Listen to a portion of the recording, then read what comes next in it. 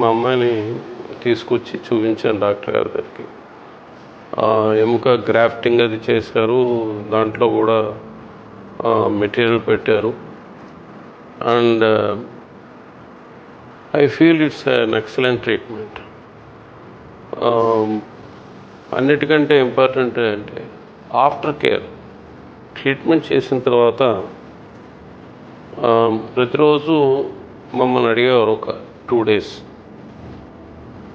ఎలా ఉంది, how is she. మేము ఒకదానికి వస్తే మేడం పళ్ళులో గ్యాప్స్ ఉన్నాయి, వాటిని సెట్ చేసుకోవాలి కదా, మీరు ఎందుకు దాన్ని వదిలేశారని అడిగారు. సర్ప్రైజ్ అలా సెట్ చేసుకుంటారని కూడా నాకు తెలియదు. తెలిస్తే చిన్నప్పుడే చేయించేవాడిని. Then I asked what to do. So వాటిని పళ్ళకి ఇన్విజిలైన్స్ పెట్టుకోమని చెప్పారు. అవి కొద్దిగా ప్లాస్టిక్లా ఉంటాయి, సీత్రూ లాగా. ఇప్పుడు ఈవేళ వచ్చింది దాని గురించే, ఆ ఇన్విజిలైన్స్ మా అమ్మాయికి పెట్టించడం కోసమే. And I recommend this to everybody who is having the need for a critical dental care. They shall try here.